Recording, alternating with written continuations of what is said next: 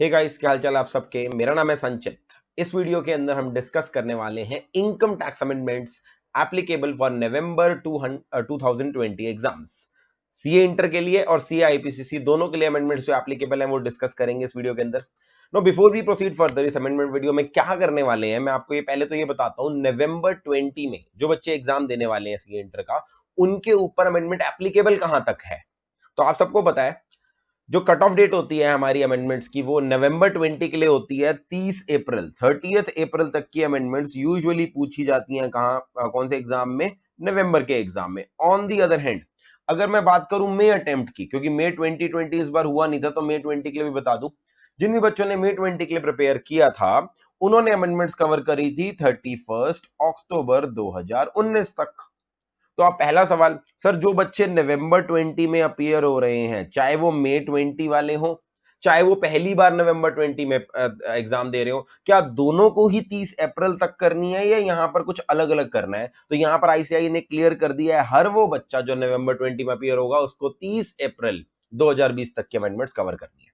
यानी अगर आप मे अटेम्प्ट के लिए आपने पहले तैयारी करी थी तो आपको भी इस पीरियड से 1 नवंबर से लेकर 30 अप्रैल तक की अमेंडमेंट्स कवर अप करनी है।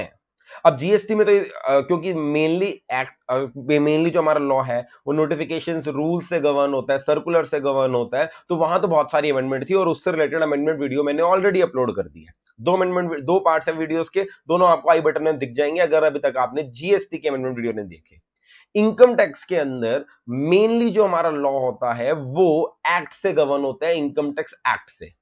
बहुत रेयरली कोई छोटी मोटी नोटिफिकेशन रूल्स में अमेंडमेंट आती है, बिकॉज रूल्स में सही बताऊं इनकम टैक्स में ज्यादा कुछ लिखा ही नहीं होता, सिर्फ प्रोसीजरल चीजें इनकम टैक्स की रूल्स में होती है, जबकि जीएसटी में काफी सब्सटेंशियल चीजें रूल्स में होती हैं। दैट इज वाई हम बोलते हैं मे अटेम्प्ट में और नवंबर अटेम्प्ट में ज्यादा डिफरेंस नहीं होता, क्योंकि मे 20 के लिए भी फाइनेंस एक्ट 2019 एप्लीकेबल था और नवंबर 20 के लिए भी फाइनेंस एक्ट 2019 ही एप्लीकेबल है। In other words, finance act 2020 यानी कि जो 2020 का बजट था, फरवरी का महीने में आया था, वो आपके नवंबर 20 में भी एप्लीकेबल नहीं होगा। एंड क्योंकि फाइनेंस एक्ट 2019 ही एप्लीकेबल है, आप समझ सकते हैं इनकम टैक्स में ज्यादा अमेंडमेंट्स नहीं होंगी।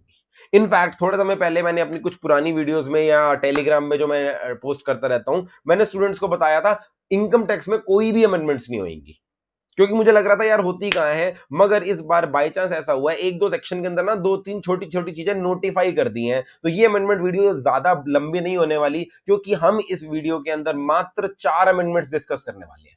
और वो 4 अमेंडमेंट भी जब आप देखोगे बहुत छोटी सी चीजें हैं, जो चीजें ऑलरेडी आ गई थी फाइनेंस एक्ट 2019 में, उनसे रिलेटेड कोई एक आधी नोटिफिकेशन है, वो मुझे आपको इस वीडियो में समझानी है। अदरवाइज मे 20 के लिए जो अमेंडमेंट्स एप्लीकेबल थी फाइनेंस एक्ट 2019 की, वही सेम नवंबर 20 में एप्लीकेबल होंगी।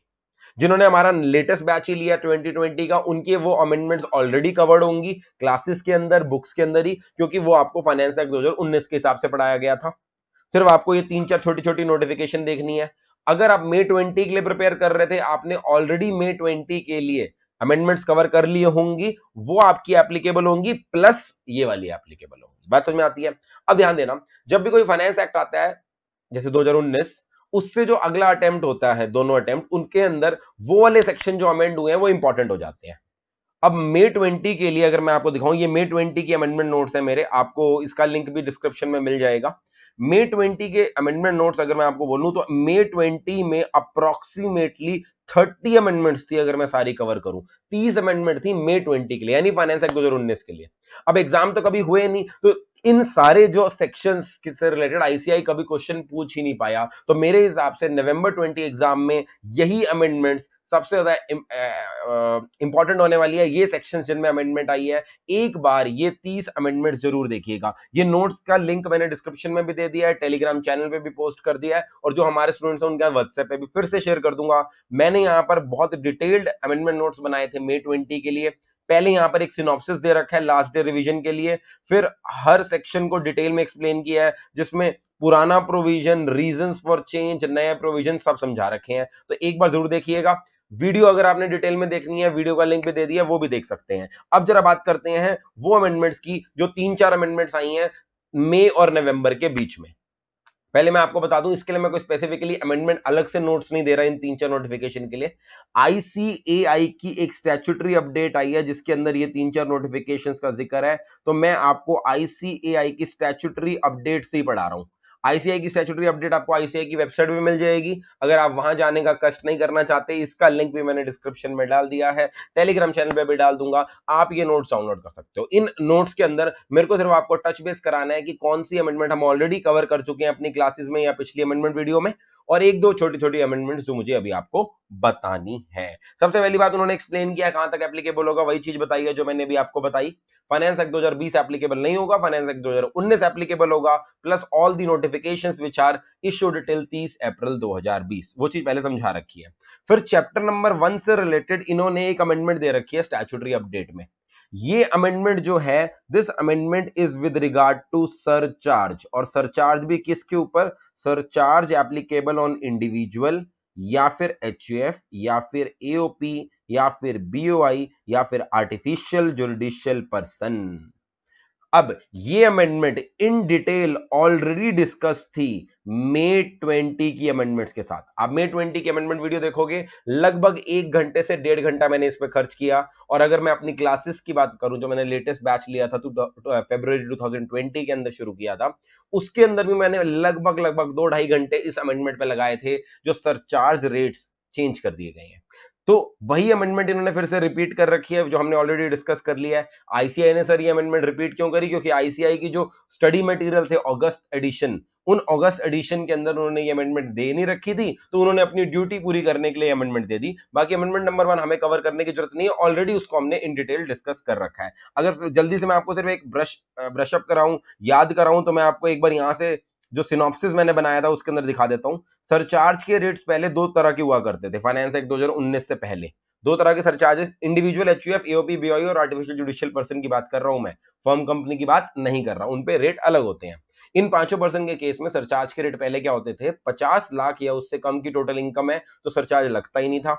1 करोड़ से ज्यादा की इनकम है, अगर 50 लाख से ज्यादा की इनकम है तो 10% सरचार्ज लगता था, 1 करोड़ से ज्यादा की इनकम है तो 15% सरचार्ज लगता था। ये था फाइनेंस एक्ट 2019 से पहले। फाइनेंस एक्ट 2019 ने क्या किया, दो सरचार्ज के नए रेट निकाले, 25% और 37%। उन्होंने 1 करोड़ से ऊपर वाली कैटेगरी को भी दो और लिमिट लगा दी। उन्होंने बोला 2 करोड़ से ज्यादा है तो 25% सरचार्ज लगेगा, और अगर 5 करोड़ से ज्यादा है तो 37% सरचार्ज लगेगा। फिर मैंने आपको अपनी क्लासेस के अंदर समझाया था कि इस अमेंडमेंट के बाद इमीडिएटली स्टॉक मार्केट गिरने लग गई, क्योंकि हमारे जो एफआईआईज हैं, फॉरेन इंस्टीट्यूशनल इन्वेस्टर्स, काफी सारे foreign institutional investors trust form में काम करते हैं इंडिया के अंदर, यानी कि वो एओपी, बीओआई या आर्टिफिशियल जुडिशियल पर्सन की कैटेगरी में जाते हैं, और उनपे भी ये सरचार्ज 25 और 37% वाला लगने लग गया। एफआईआईज काफी परेशान थे इस अमेंडमेंट से रिलेटेड, और वो धीरे धीरे स्टॉक मार्केट से पैसा निकालते जा रहे थे, स्टॉक मार्केट हमारी गिरती जा रही थी। इस सबको देख के गवर्नमेंट ने उन एफआईआईज को प्रोटेक्ट करने के लिए इस सरचार्ज को फर्दर अमेंड किया था सितंबर 2019 के अंदर। उन्होंने चेंज क्या लाए थे, उन्होंने कहा था यदि आपकी टोटल इनकम 50 लाख या उससे कम है, सरचार्ज 0। 50 से ज्यादा 1 करोड़ से कम है, 1 करोड़ या 1 करोड़ से कम है तो 10%, 1 करोड़ से ज्यादा 2 करोड़ या उससे कम है तो 15%। यहां तो किसी को कोई दिक्कत नहीं थी। 2 करोड़ या उससे नीचे 15% सरचार्ज पे किसी को दिक्कत नहीं थी। दिक्कत थी अगर टोटल इनकम 2 करोड़ से ज्यादा है तो 25 और 37% वाले सरचार्ज उनको पसंद नहीं आ रहा था। तो इंडियन गवर्नमेंट ने अमेंडमेंट करके क्या कह दिया, उन्होंने बोल दिया टोटल इनकम अगर आपकी 2 करोड़ से ज्यादा है, यदि आपकी टोटल इनकम मतलब हर तरह की इनकम, नॉर्मल इनकम, स्पेशल में भी सारी तरह की इनकम, अगर टोटल इनकम 2 करोड़ से ज्यादा है तो उस केस में आप अपनी इनकम को दो पार्ट्स में डिवाइड कर दो। पहला पार्ट होगा, दो section, short term capital gain under 111A and long term capital gain under 112A। अब आपको आई होप सबको याद होगा 111A और 112A में क्या आता है। बेसिकली इसके अंदर listed equity shares, listed units of business trust and equity oriented mutual fund, इनकी long term short term capital gain cover होते हैं और long term capital gain cover होते हैं, प्रोवाइडेड जो ट्रांसैक्शन हुई है वो स्टॉक एक्सचेंज पे हुई है, परचेज के समय भी वो जो ट्रांसैक्शन स्टॉक एक्सचेंज पे हुई थी और एसटीटी एप्लीकेबल हुआ था। आई होप आपको यहां पर याद होगा। 111A में स्पेशल रेट होता है 15% का, जबकि 112A में रेट होता है 10% का, और यहां पर पूरे लॉन्ग टर्म कैपिटल गेन पे टैक्स नहीं लगता। Long term capital gain -1 lakh यानी 1 लाख से ऊपर वाले लॉन्ग टर्म कैपिटल गेन पे ही टैक्स लगता है। टिपिकली आप देखो एफआईआई जिनको ये रिलीफ देना था उनकी इनकम 111A में होती है या 112A में होती है। इसीलिए उन्होंने बोला जैसी ही आपकी इनकम 2 करोड़ को एक्सीड करेगी आप अपनी इनकम को 2 पार्ट्स में डिवाइड कर दोगे, 111A और 112A वाली इनकम और दूसरी इनकम। 111A और 112A वाली इनकम, इन पे हमेशा 15% टैक्स सरचार्ज ही लगेगा। 15% से ज्यादा सरचार्ज लग ही नहीं सकता। अगर आपकी इनकम टोटल इनकम 2 करोड़ से ज्यादा है, उसके अंदर जो 112A और 112A वाली इनकम पे टैक्स है, उस टैक्स के अमाउंट के ऊपर मैक्सिमम 15% का सरचार्ज लगेगा, उससे ज्यादा नहीं लगेगा। जो बैलेंस इनकम बच गई, बैलेंस इनकम मतलब any income other than 111A and 112A, उसको आपने चेक करना है। यदि वो बैलेंस इनकम 2 करोड़ या उससे कम है तो 15%, बैलेंस इनकम 2 करोड़ से ज्यादा 5 करोड़ से कम है तो 25%, और 5 करोड़ से ज्यादा है तो 37%। यानी पहले ये सरचार्ज लाए थे सबके लिए ब्लैंकेट 25 और 37, बाद में एफआईआई की इस दिक्कत को ध्यान में रखते हुए उन्होंने सारे इंडिविजुअल एचयूएफ, एओपी, बीओआई और आर्टिफिशियल जुडिशियल पर्सन के लिए अमेंडमेंट कर दी। उन्होंने बोला 2 करोड़ से जैसे ही आपकी इनकम ज्यादा होएगी आप अपनी इनकम को 2 पार्ट्स में डिवाइड कर दो। 111A और 112A के ऊपर जो टैक्स आ रहा है उसके ऊपर तो 15% ही लगेगा। जो रिमेनिंग टोटल इनकम है उसका जो टैक्स आ रहा है वो चेक करो। टोटल इनकम अगर 2 करोड़ या उससे कम बचती है, balance total income, balance total income 2 crore या उससे कम तो आप लगाओ 15, 2 करोड़ से ज्यादा 5 करोड़ या उससे कम तो 25%, और 5 करोड़ से ज्यादा हो तो 37%। ये अमेंडमेंट विद इलस्ट्रेशन मैंने आपको डिटेल में करा दी है, तो इसको विद इलस्ट्रेशन हम फिर से नहीं देखते। तो पहली अमेंडमेंट अगर मैं बात करूं, बेसिकली पहली अमेंडमेंट के अंदर कुछ खास नहीं है, already we have covered this in detail. यहां पे इलस्ट्रेशंस दे रखी हैं, आप चाहो तो ये इलस्ट्रेशन एक बार फिर से देख सकते हो। ऐसी सेम इलस्ट्रेशंस मैंने आपको इन डिटेल अमेंडमेंट वीडियो में जो लास्ट थी या फिर आपकी क्लासेस में करा रखी है। Let's quickly proceed further. अगली अमेंडमेंट कौन सी है? अगली अमेंडमेंट भी ऑलरेडी कवर्ड है हमारी। यहां पर इन्होंने जो अमेंडमेंट दे रखी है this is already covered. Again इन्होंने फिर से यहां पे मेंशन इसलिए कर रखी है क्योंकि इनका जो स्टडी मटेरियल था आईसीआई का उसके अंदर ये अमेंडमेंट ढंग से कवर नहीं कर रखी थी। मगर डरने वाली बात नहीं है, हमने अपने मटेरियल के अंदर भी कवर कर रखी थी और पिछली May 20 वाली अमेंडमेंट्स में भी। अमेंडमेंट क्या आई है 2019 में? 2020 तो चलो बहुत ही बेकार साल है कोरोना के चक्कर में, 2019 भी ऑटोमोबाइल सेक्टर के लिए कोई बहुत अच्छा साल नहीं था। 2019 में भी ऑटोमोबाइल सेक्टर कंटिन्यूअसली सेल्स गिर रही थी, अपने प्रोडक्शन कट्स कर रही थी बिकॉज ऑफ डिक्रीज डिमांड। तो उस चक्कर में ऑटोमोबाइल सेक्टर सरकार को अप्रोच किया और उन्होंने कहा हमें इमीडिएट सपोर्ट चाहिए आपसे, आप कुछ लॉ में ऐसी अमेंडमेंट्स कीजिए जिससे ऑटोमोबाइल की डिमांड बढ़े। अब ऑटोमोबाइल जो मोटर कार्स होती हैं, ट्रक्स, व्हीकल, जितने भी मोटर व्हीकल हैं वो बिजनेस लोग पर्सन भी खरीदते हैं, पर्सनल पर्पस के लिए तो लोग खरीदते हैं। अब major chunk of demand comes from businessman जो उस मोटर व्हीकल को अपने बिजनेस में किसी भी पर्पस के लिए यूज करना चाहते हैं। एम्प्लॉइज की ट्रांसपोर्टेशन के लिए, डायरेक्टर्स के लिए, गुड्स की ट्रांसपोर्टेशन के लिए, या टैक्सी बिजनेस करने के लिए, ट्रांसपोर्टेशन बिजनेस करने के लिए। तो उन्होंने क्या बोला अमेंडमेंट से पहले, कहते थे कोई भी motor bus, motor lorry, motor taxi अगर बिजनेस में यूज हो रही है और business of running on hire, business of running them on hire का मतलब या तो आपका टैक्सी का बिजनेस है या आप ट्रांसपोर्टेशन वगैरह वाला काम करते हो। ट्रांसपोर्टेशन बिजनेस को भी हम रनिंग ऑन हायर के अंदर कवर करते हैं for the purpose of income tax. तो आपका ट्रांसपोर्टेशन का बिजनेस है, आप गुड्स लेके जाते हो या पैसेंजर ट्रांसपोर्ट सर्विस देते हो, या आप सिर्फ अपनी गाड़ी को हायर पे, रेंटिंग ऑफ मोटर व्हीकल बोलते हैं जिसे जीएसटी पर्पस के लिए सिर्फ रेंटिंग करते हो, उस केस में आपको डेप्रिसिएशन पीजीबीपी चैप्टर में मिलती थी 30%। सेक्शन 32 के अंदर जो डेप्रिसिएशन है 30% का रेट होता था अगर आप हायर पे देते हो। अगर आप हायर पे नहीं देते, आप अपने बिजनेस के अंदर ही यूज कर रहे हो। फॉर एग्जांपल एक चार्टर्ड अकाउंटेंट एक गाड़ी खरीद रहे हैं अपने बिजनेस पर्पस के लिए, रिलायंस गाड़ी खरीद रही है अपने डायरेक्टर्स के लिए, इस केस में running of hire, running for the purpose of hire नहीं हो रहा, उस केस में रेट होता था 15%। तो दो रेट थे, 15% और 30% के डेप्रिसिएशन। अगर आप हायर के लिए यूज कर रहे हो 30%, अगर आप हायर के लिए यूज नहीं कर रहे, नॉर्मली अपने बिजनेस के लिए यूज कर रहे हो तो 15%। अब ऑटोमोबाइल सेक्टर को सपोर्ट करने के लिए उन्होंने क्या किया, 15% वाले रेट को बढ़ाकर कर दिया 30%। यानी अगर आप हायर के लिए यूज नहीं कर रहे तो भी 30% डेप्रिसिएशन मिलेगी, और अगर हायर के लिए यूज कर रहे हो तो वहां 30 की जगह बढ़ा के डेप्रिसिएशन का रेट कितना कर दिया, 45%। और ये अमेंडमेंट आई थी 23 अगस्त 2019 को।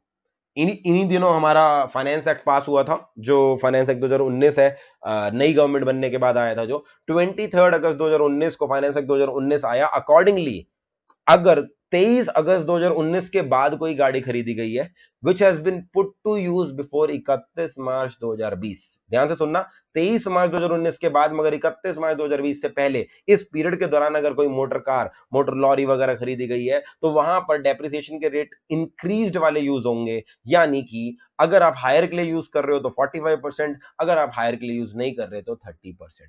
This amendment was already covered in our classes. In fact हमारे जो क्वेश्चंस थे, जो भी हमने पीजीबीपी के क्वेश्चंस किए, वहां पर भी इस चीज का ध्यान रखा कि हमें डेप्रिसिएशन देते समय 30% और 45% देनी है। और मेरे हिसाब से ये अमेंडमेंट काफी इंपॉर्टेंट अमेंडमेंट होगी, क्योंकि पीजीबीपी के क्वेश्चन के अंदर आपको इस चीज का ध्यान रखना पड़ेगा।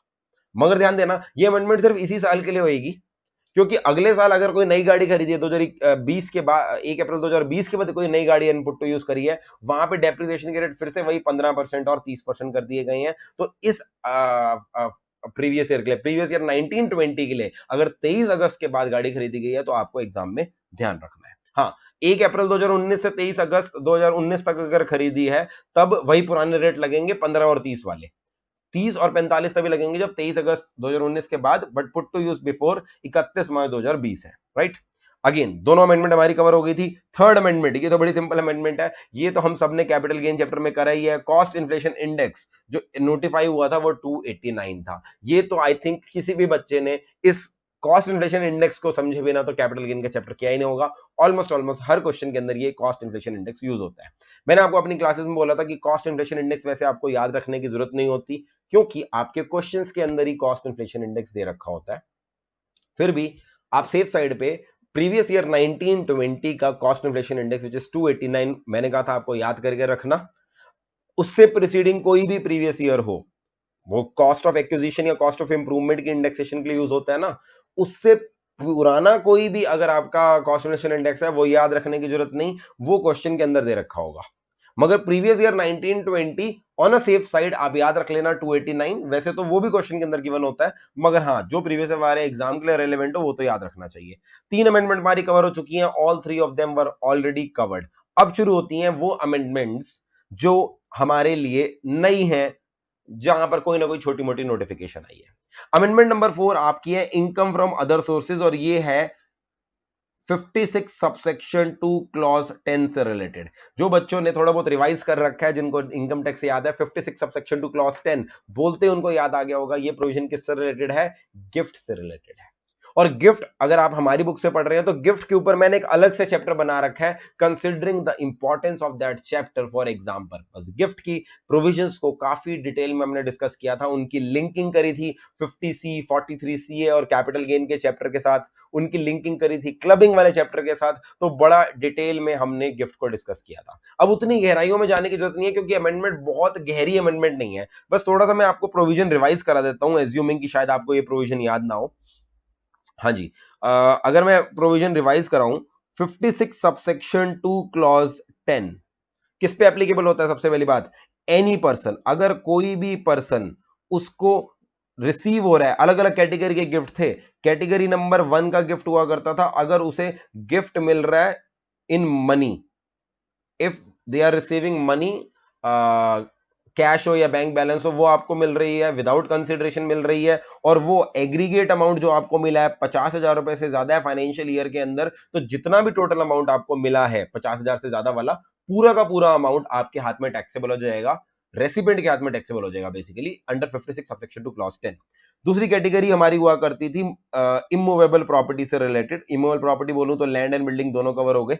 इमूवेबल प्रॉपर्टी के अंदर दो केसेस हमने बनाए थे, एक था टोटली विदाउट कंसिडरेशन और एक था हमारा विद कंसिडरेशन, मगर यहां पर इनएडिक्वेट थी कंसिडरेशन हमारी, यानी परचेज्ड फॉर इनएडिक्वेट कंसिडरेशन या टोटली फ्री ऑफ कॉस्ट आपको कोई इमूवेबल प्रॉपर्टी मिली है। अगर टोटली फ्री ऑफ कॉस्ट मिली है, अगर उसकी स्टैंप ड्यूटी वैल्यू 50,000 से ज्यादा है तो स्टैंप ड्यूटी का अमाउंट आपके हाथ में टैक्सेबल होता था। अगर आपने परचेज करी है तो आप stamp duty value minus purchase price करते थे, यानी कि डिफरेंस देखते थे कि स्टैम्प ड्यूटी वैल्यू और परचेज प्राइस में कितना डिफरेंस है। ये डिफरेंस पहली बात तो 50,000 से ज्यादा होना चाहिए था, और दूसरी अमेंडमेंट, दूसरी कंडीशन, ये जो डिफरेंस है ये 5% ऑफ परचेज प्राइस से भी ज्यादा होना चाहिए था। The difference should be more than 50,000 and the difference should be more than 5% of purchase price। उस केस में हम ये जो डिफरेंस का अमाउंट है आपके हाथ में टैक्सेबल करते थे। हाँ, विदाउट कंसिडरेशन है तो बिल्कुल कोई दिक्कत ही नहीं है, जो भी स्टैम्प ड्यूटी वैल्यू है as on the date of purchase by, as on the date of receipt by you, वो आपके हाथ में टैक्सेबल हो जाता था। कैटेगरी नंबर 3 होती थी हमारी स्पेसिफाइड मूवेबल प्रॉपर्टी। सारी मूवेबल प्रॉपर्टी पे नहीं लगता था, स्पेसिफाइड मूवेबल प्रॉपर्टी थी, जिसके अंदर आपको याद होगा archaeological collections, drawing, painting, sculptures, work of art, shares, ये सारी चीजें कवर होती थी। यहां पर भी दो कैटेगरी थी, 3A और 3B बनाई थी हमने। 3A कैटेगरी थी जहां पर टोटली विदाउट कंसिडरेशन मिलता है, जबकि यहां हमने बनाया था विद कंसिडरेशन, बट अगेन क्या है, इनएडिक्वेट आपने परचेज किया है। विदाउट कंसिडरेशन के केस में जो भी फेयर मार्केट वैल्यू थी, पूरी की पूरी fair market value of that specified movable asset आपके हाथ में टैक्सेबल हो जाती थी 56 सबसेक्शन 2 क्लॉज 10 में। अगर आप परचेज कर रहे हो फॉर इनएडिक्वेट कंसिडरेशन तो हम fair market value minus purchase price करते थे और चेक करते थे क्या ये 50,000 से ज्यादा है या नहीं। अगर 50,000 से ज्यादा है तो वो डिफरेंस आपके हाथ में टैक्सेबल हो जाता था।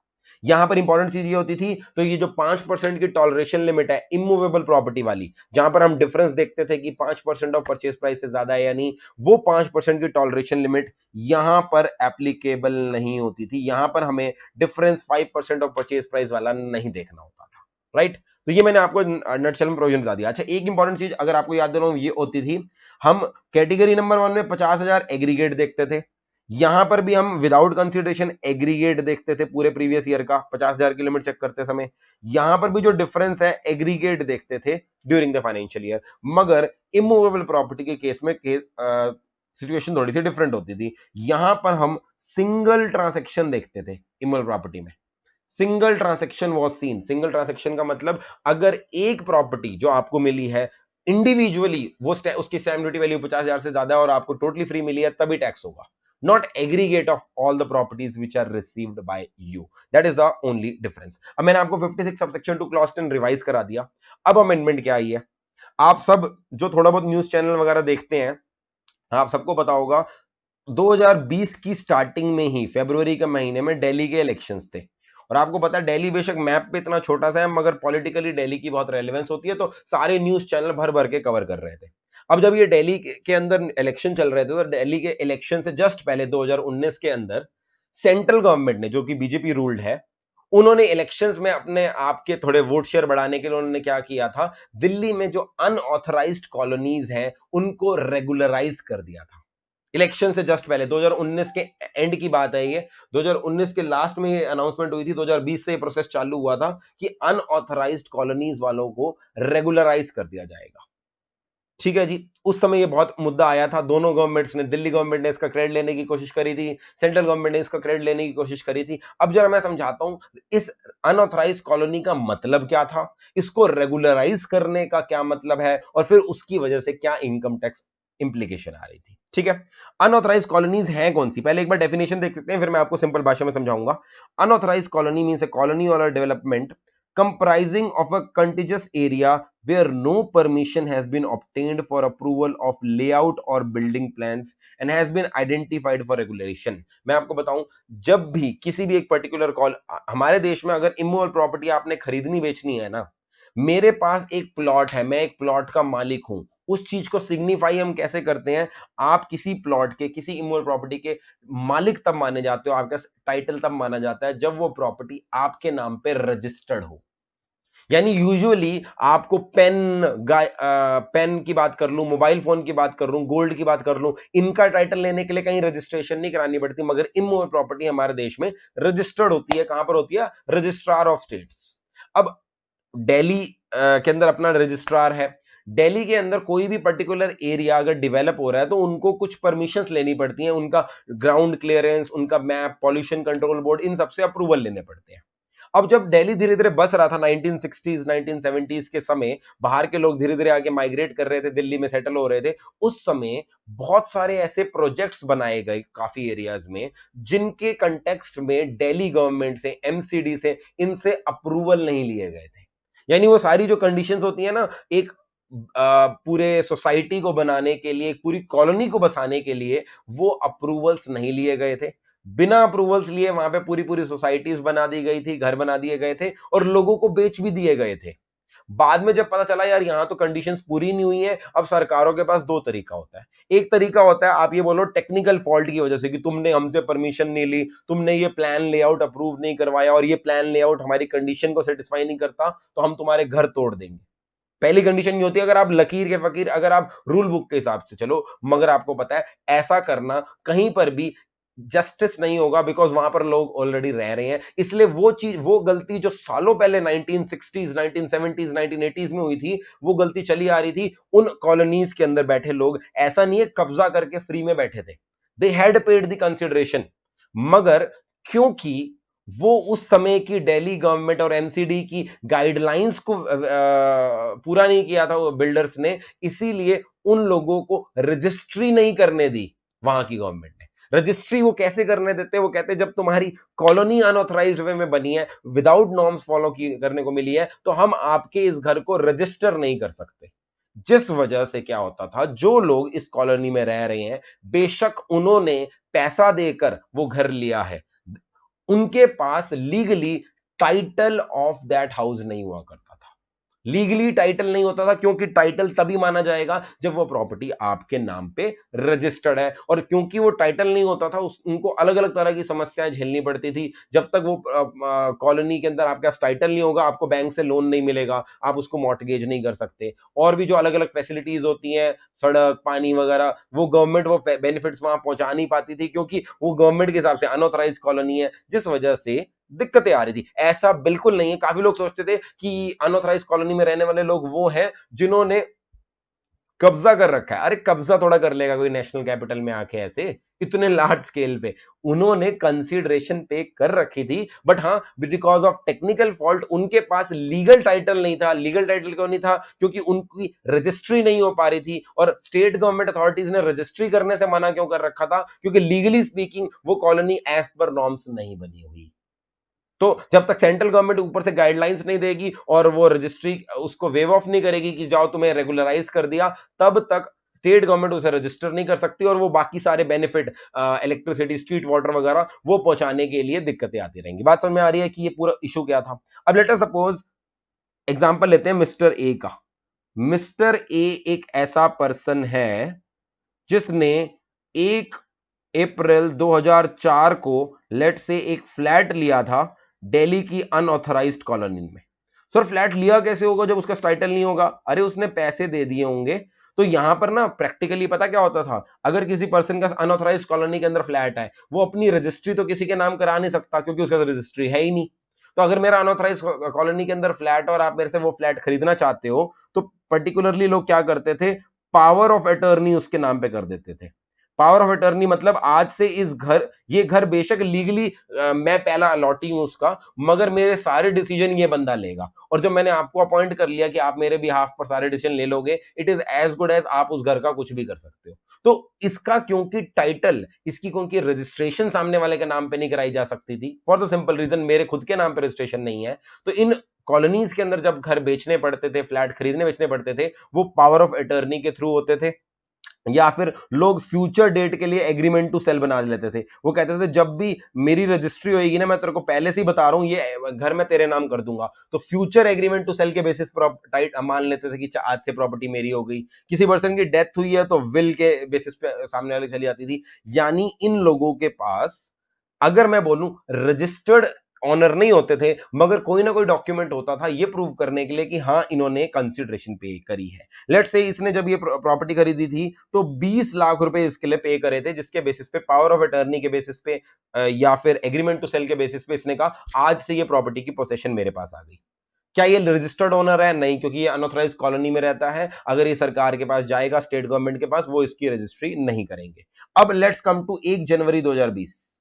इस सारे इलेक्शन के चक्कर में फायदा क्या मिला उन्होंने उनको, अब सेंट्रल गवर्नमेंट ने नोटिफाई कर दिया कुछ एरिया, सारे एरियाज अभी भी नोटिफाई नहीं हुए, कुछ दिल्ली की अनऑथराइज कॉलोनीज रह गई हैं, मगर मेजॉरिटी कॉलोनीज 1100 के आसपास कॉलोनीज थी लगभग, जो अनऑथराइज से रेगुलराइज हो गई। आपको याद नहीं करना कि कौन सी डेट कौन से रूल के अंदर हुई, वो सब याद नहीं रखना, आप बोलो टिपिकली इस दिन हो गई। अब इस दिन क्या हुआ, सरकार ने मिस्टर ए को बोला अब हम तुम्हें आपकी रजिस्ट्रेशन, आप अपने लैंड की रजिस्ट्रेशन करा सकते हो, और जैसी रजिस्ट्रेशन कराओगे, आपको पता है हमारे देश में रजिस्ट्रेशन कराते क्या लग जाती है, स्टैंप ड्यूटी। अब ये बंदा रहता आ रहा था हमेशा से, पिछले 16 साल से यही रह रहा था, पैसे इसने दे रखे थे, मगर अब क्या होगा, इसकी कुछ डॉक्यूमेंट्स लेके रजिस्ट्रेशन हो जाएगी और स्टेट गवर्नमेंट स्टैंप ड्यूटी ले लेगी। वो अलग बात है, स्टेट गवर्नमेंट ने स्टैंप ड्यूटी के ऊपर काफी सारे बेनिफिट दे दिए थे कि सारी स्टैंप ड्यूटी आप एक साथ मत पे करो, 2 इंस्टॉलमेंट में पे कर दो, ऐसे कर दो, उसमें मैं नहीं जा रहा क्योंकि स्टैंप ड्यूटी हमारे लिए नहीं होती। तो इन सारे लोगों ने रजिस्ट्री अपने नाम कराने के लिए क्या पे करी, स्टैंप ड्यूटी पे करी। अब स्टैंप ड्यूटी वैल्यू किस पे होती है, स्टैंप ड्यूटी वैल्यू पे, आप सबको पता है stamp duty value state government authorities हर एरिया के लिए निकालती हैं, जिन्हें हम प्यार से सर्कल रेट बनाते हैं। अब जरा मैं बताऊं, इतने सालों में क्या इसका सर्कल रेट बढ़ गया होगा, नहीं बढ़ गया होगा? यस, मैंने अपनी क्लासेस में हमेशा बताता हूं सर्कल रेट मार्केट रेट से कम होता है, आई एग्री, मगर हम क्या कंपेयर कर रहे हैं, सर्कल रेट एज ऑन 1 जनवरी 2020 जब आपकी रजिस्ट्री हो रही है, वर्सेस आपने परचेज तो ना जाने कितने साल पहले कर लिया था।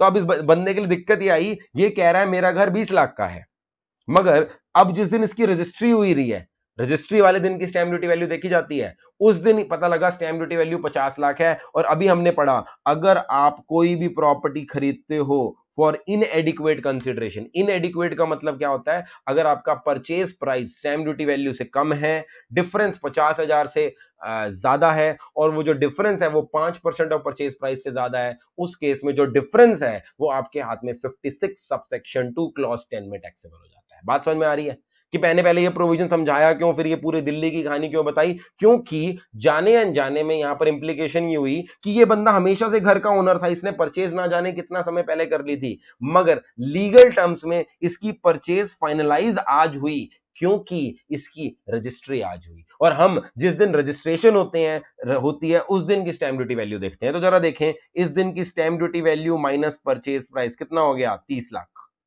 क्या ये 30 लाख 50,000 से ज्यादा है? यस, तो 50,000 से ज्यादा होने वाली कंडीशन सेटिस्फाइड। क्या ये 5% ऑफ परचेज प्राइस से ज्यादा है? अरे 5% ऑफ परचेज प्राइस तो बहुत ही कम है, 1 लाख रुपए, 20 लाख का 5% करना 1 लाख बनता है, तो क्या 1 लाख से ज्यादा है? यस, तो इस केस में ये जो 30 लाख है 56 सबसेक्शन 2 क्लॉज 10 लगने लग जाता, किसके हाथ में, मिस्टर ए के हाथ में। ये इंटेंशन नहीं थी सरकार की, सरकार टैक्स थोड़ा लेना चाहती है उनसे, उन पे टैक्स थोड़ा लगाना चाहती है, सरकार तो बेनिफिट दे रही थी उनको, मगर इस बेनिफिट देने के चक्कर में 56 सबसेक्शन 2 क्लॉज 10 ऑटोमेटिकली अट्रैक्ट हो रहा था, क्योंकि जो इनिशियली उन्होंने परचेज किया था, तो मैंने 2004 का एग्जांपल लिया, there were so many people who were living in those colonies even before 2001, तो उनके लिए सोचो fair market value as in 2001 देखी जाएगी, उसका डिफरेंस वर्सेस जो स्टैंप ड्यूटी वैल्यू आज उनका रजिस्ट्रेशन वाले डेट को है, वो बहुत ज्यादा डिफरेंस आ रहा था, जो अननेसेसरली उनके हाथ में 56 सबसेक्शन 2 क्लॉज 10 में इनकम बन रहा था। इश्यू समझ में आया? सरकार ने क्या किया होगा, सरकार ने 56 सबसेक्शन 2 क्लॉज ने, अगर आपको याद दिलाऊं, उसके अंदर कुछ एक्सेप्शंस होती थी।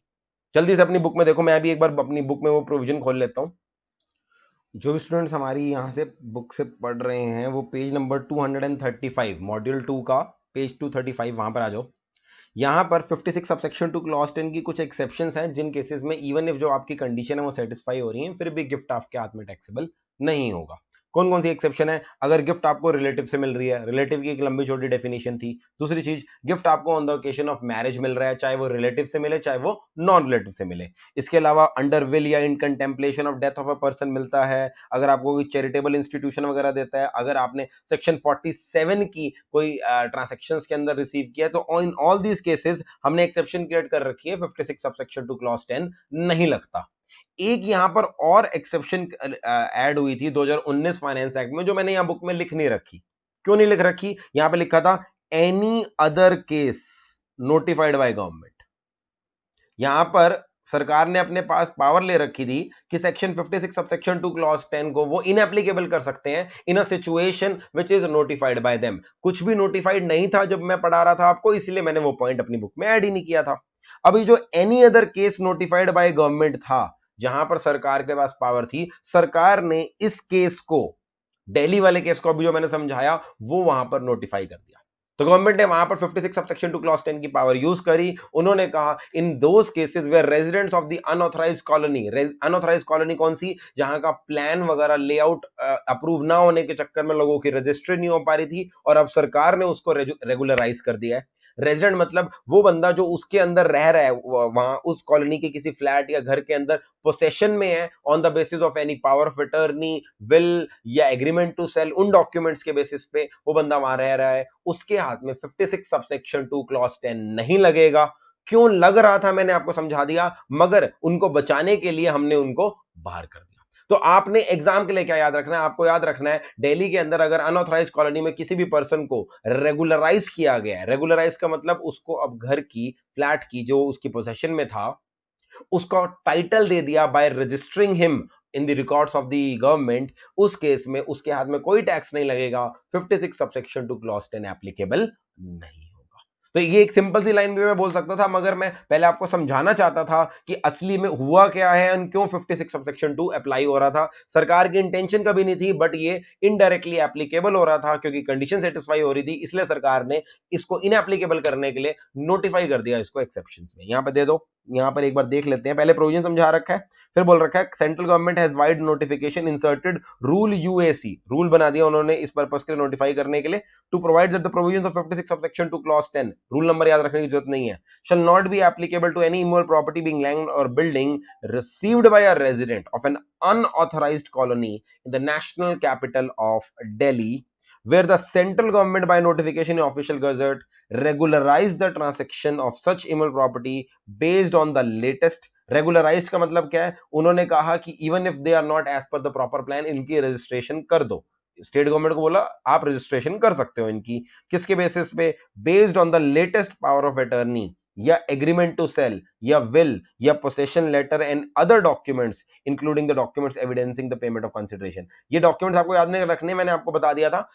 सेल डीड तो, conveyance deed, registered conveyance deed तो बन नहीं सकती थी, तो ये बेसिकली पावर ऑफ अटर्नी के बेसिस पे खरीद बेच करते रहते थे, जो कि पक्का डॉक्यूमेंट नहीं था, मगर एक तरह का कॉन्फिडेंस जनरेट करने वाला डॉक्यूमेंट था कि इवन इफ कल को मैं वापस उस प्रॉपर्टी को लेना चाहूं, तो आप कहोगे मेरे पास पावर ऑफ अटर्नी है, तो इन डॉक्यूमेंट्स को दिखाकर आप रेगुलराइज कर सकते हो। I hope this amendment is quite clear. Sir क्या ये एग्जाम के लिए रेलेवेंट है? मेरा पर्सनल ओपिनियन है ये एग्जाम के लिए ज्यादा रेलेवेंट नहीं अमेंडमेंट, क्योंकि इसके अंदर बेसिकली बहुत ही लिमिटेड स्कोप था इसकी एप्लीकेबिलिटी का। फिर भी एक बार रीड कर लेना, just give it a reading and move ahead. Next amendment हमारी जो है, अगेन ये अमेंडमेंट मैंने मई 2020 की अमेंडमेंट शीट के अंदर कवर कर रखी थी, मगर इसके अंदर स्लाइटली थोड़ी सी चेंज और आया है। जिन बच्चों ने लेटेस्ट क्लास ली थी, ये वाली जिक्र बार बार क्लासेस के अंदर किया होगा, जरा डिटेल में आपको समझाता हूं कि अब इसमें क्या चेंज आया है। हमारे इनकम टैक्स एक्ट के अंदर देयर आर वेरियस सेक्शंस जहां पर लॉ कहता है कि आपको अगर पेमेंट करनी है या पेमेंट रिसीव करनी है, if you are making any payment or receiving any payment, you have to do it through prescribed modes of payment। और prescribed modes of payment कहां है, कौन कौन से हैं? अकाउंट पे चेक, अकाउंट पे ड्राफ्ट, इलेक्ट्रॉनिक क्लियरिंग सिस्टम और any other prescribed system.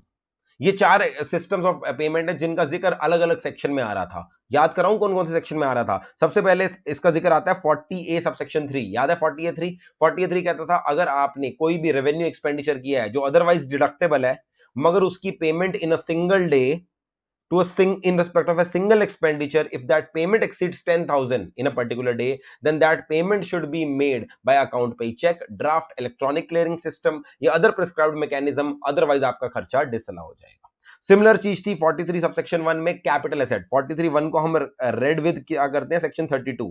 43(1) read with 32 में हम सेम चीज कैपिटल एसेट के लिए लिखी थी, 10,000 से ज्यादा खर्चा कर दिया इन चार मेथड के अलावा, तो हम उसको एक्चुअल कॉस्ट में नहीं जोड़ते, इन अदर वर्ड्स उस पे डेप्रिसिएशन नहीं मिलती। 35AD वाले सेक्शन में भी सिमिलर चीज थी, अगर आपने 10,000 से ज्यादा का खर्चा कर दिया, इस तरह से पेमेंट नहीं करी, 35AD की डिडक्शन नहीं मिलेगी उसके अंदर। तो एक तरह से हमने डिडक्शन डिसअलाउ कर दी थी इन सेक्शन में। आगे बढ़े तो और कौन से सेक्शन थे? 44AD। 44AD अगर मैं याद दिलाऊं, वहां पर 8% का प्रिजम्पटिव रेट होता है। अगर आपकी टर्नओवर 1 करोड़ अगर आपकी टर्नओवर 2 करोड़ से कम हो तो उस केस के अंदर 8% का प्रिजम्पटिव रेट ऑप्शनल है, आप चाहो तो ले सकते हो। अगर आप उससे भी कम दिखाना चाहते हो तो आपको ऑडिट या बुक्स कराना ऑडिट करवाना पड़ता है और आपको अपनी बुक्स मेंटेन करनी पड़ती है। ये 8% को रेट को हम 6% कर देते हैं on that part of your turnover which has been received by these 4 methods. अगर इन 4 मेथड से आपने रिसीव किया है तो एनकरेज करने की जगह प्रिजम्पटिव रेट 8 की जगह 6 कर देते हैं। 43 CA, 50 C और 56 2, 43 CA और 50 C सेलर पे एप्लीकेबल होता है। अगर आपने एक इमोल प्रॉपर्टी बेची जो कि आपकी स्टॉक इन ट्रेड थी, बेसिकली आपकी पीजीबीपी में इनकम जनरेट हुई, या आपने इमोल प्रॉपर्टी बेची जो आपकी कैपिटल एसेट थी, तो आपकी कैपिटल गेन चैप्टर के अंदर इनकम अराइज हुई, उस केस में सेक्शन 50C या फिर 43 CA एज द केस में भी वो ये बोलता है कि आप अपनी सेल कंसिडरेशन को स्टैम्प ड्यूटी वैल्यू से कंपेयर करोगे, और अगर स्टैम्प ड्यूटी वैल्यू ज्यादा है, डिफरेंस 5% ऑफ सेल कंसिडरेशन से ज्यादा है, तो आप स्टैम्प ड्यूटी वैल्यू को कंसीडर करोगे while calculating your income, not your sale consideration. अब यहां पर प्रोविजन ये आता है कि अगर आपकी एग्रीमेंट टू सेल वाली डेट और अगर आपकी रजिस्ट्रेशन वाली डेट अलग अलग है तो वैसे तो जनरली स्टैम्प ड्यूटी वैल्यू ली जाती है, स्टैम्प ड्यूटी वैल्यू रजिस्ट्रेशन वाली डेट की कंसीडर की जाती है, मगर लॉ ने कहा था अगर एग्रीमेंट टू सेल वाली stamp duty value less than stamp duty value on registration है, आपने some part of the consideration, कुछ part of the consideration already receive कर ली है एग्रीमेंट वाली डेट या उससे पहले, और ये जो कंसिडरेशन रिसीव करी है ये 4 प्रिस्क्राइब्ड मेथड से हुई है, उस केस में stamp duty value registration date की नहीं देखी जाएगी, एग्रीमेंट वाली डेट की स्टैम्प ड्यूटी वैल्यू देखी जाएगी। यानी to determine stamp duty value 50C 43 CA apply करने के लिए कौन सी डेट होती है, वहां पर इन 4 प्रिस्क्राइब्ड मेथड का यूज होता है। Same goes for 56 subsection clause 10, क्योंकि रेसिपेंट के हाथ में भी गिफ्ट के प्रोविजन लगाने के लिए हमें चेक करना पड़ेगा स्टैम्प ड्यूटी वैल्यू किस दिन के लेनी है, वहां पे भी सेम कंडीशन है, अगर तीनों कंडीशन सेटिस्फाई हो जाती हैं, एग्रीमेंट वाली डेट की स्टैम्प ड्यूटी वैल्यू लेंगे जिसके अंदर प्रिस्क्राइब्ड मेथड्स का जिक्र है। और लास्ट सेक्शन जिसके अंदर इसका जिक्र आता है वो है 80JJAA। इस सेक्शन के अंदर अगेन जो आपकी एडिशनल एम्प्लॉय कॉस्ट होती है उसकी 30% की डिडक्शन मिलती है, मगर एडिशनल एम्प्लॉय कॉस्ट की अगर आप डेफिनेशन में जाओगे तो उसमें वही सैलरी कवर होती है, वही एम्प्लॉयज कवर होते हैं जिनको सैलरी आपने इन 4 प्रिस्क्राइब्ड मेथड से दी है। In other words in 4 prescribed method से आपने सैलरी नहीं दी तो आपको 80JJAA की डिडक्शन नहीं मिलती। अब ये जो सारे मेथड्स है ना, इसमें 3 मेथड तो स्पेसिफाइड है, अकाउंट पे चेक, अकाउंट पे ड्राफ्ट और इलेक्ट्रॉनिक क्लियरिंग सिस्टम। जो ये फोर्थ वर्ड ऐड हुआ था एनी अदर प्रिस्क्राइब्ड मेथड, ये फाइनेंस एक्ट 2019 ने डाला था, मगर क्योंकि कुछ प्रिस्क्राइब नहीं कर रखा था तो हमने हर जगह उसको पढ़ाया मगर बोल दिया नथिंग हैज बीन प्रिस्क्राइब्ड, तो इफेक्टिवली 3 मेथड होते थे। अब इन्होंने any other prescribed method of payment में बहुत सारे मेथड्स ऑफ पेमेंट जो कि हम आम यूज करते हैं अक्सर, उनको नोटिफाई कर दिया। So all these methods have now been notified, और उसके लिए एक नया रूल इंसर्ट किया है, रूल 6ABBA अब्बा, रूल 6ABBA। उसके अंदर उन्होंने प्रिस्क्राइब्ड मेथड्स नोटिफाई कर दिए। तो अब पहले हम बोलते थे ना 3 मेथड हैं, अब वो 3 मेथड तो है ही हैं, साथ साथ ये भी सारे आ गए। कौन कौन से हैं? Credit card, debit card, net banking, IMPS आपको पता होगा इमीडिएटली ट्रांसफर कर देता है, यूपीआई जो हम आजकल बहुत ज्यादा यूज करते हैं, अलग अलग कंपनीज के UPI, Bhim UPI, Paytm UPI, Google पे यूपीआई, इसी का वेरिएंट होता है भीम ऐप जो सरकार ने बनाई है। आरटीजीएस, एनईएफटी तो काफी समय से हमारे देश में, आरटीजीएस छोटे अमाउंट का होता है, एनईएफटी ज्यादा अमाउंट का होता है। ये सारे मेथड्स ऑफ बेसिकली मैं बोलूंगा ई पेमेंट्स नोटिफाई कर दिए है। अब यहां पर डाउट क्या आ रहा था, सर पहले भी तो वर्ड था इलेक्ट्रॉनिक क्लियरिंग सिस्टम, तो क्या इलेक्ट्रॉनिक क्लियरिंग सिस्टम के अंदर ये पेमेंट्स कवर नहीं होती थी? सही बताऊं तो मेरी भी अंडरस्टैंडिंग यही थी, इलेक्ट्रॉनिक क्लियरिंग सिस्टम इतना वाइड है कि ये पेमेंट्स कवर हो जाती हैं। सरकार को भी इसलिए लगता नहीं था कि इनको अलग से लिखने की जरूरत है, मगर पिछले साल कुछ ऐसे केसेस आए जहां पर लोग टेक्निकलिटी में घुस गए कि electronic clearing system legally technologically इन पेमेंट सिस्टम से अलग है।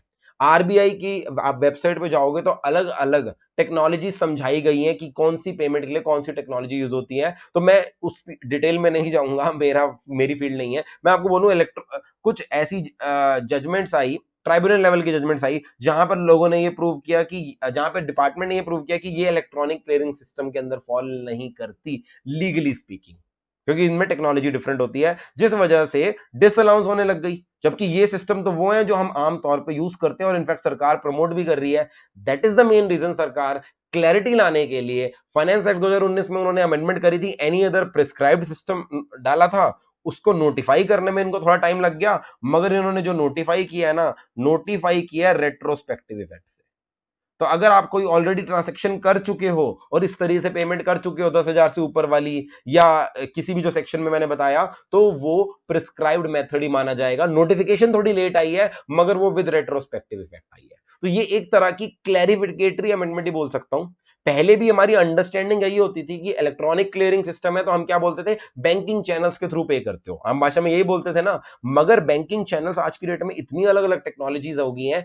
क्लियरिंग सिस्टम पुराने जमाने में होता था चेक वाला क्लियरिंग सिस्टम, या जब आप किसी स्टैंडिंग इंस्ट्रक्शंस दे देते थे अपने बैंक को तब वो सिस्टम यूज होता था, आज भी हो रहा है, उसे ई क्लियरिंग सिस्टम बोलते हैं। मगर ये जो नई टेक्नोलॉजीज आ रही हैं ये बेसिकली उस ई क्लियरिंग सिस्टम को यूज नहीं कर रहे। इसके लिए सरकार ने अलग टेक्नोलॉजिकल इंफ्रास्ट्रक्चर बना रखा है, आरबीआई ने, सॉरी सरकार ने नहीं। दैट इज वाई ये ई क्लियरिंग, ये इलेक्ट्रॉनिक क्लियरिंग सिस्टम के अंदर नहीं आ रहे थे।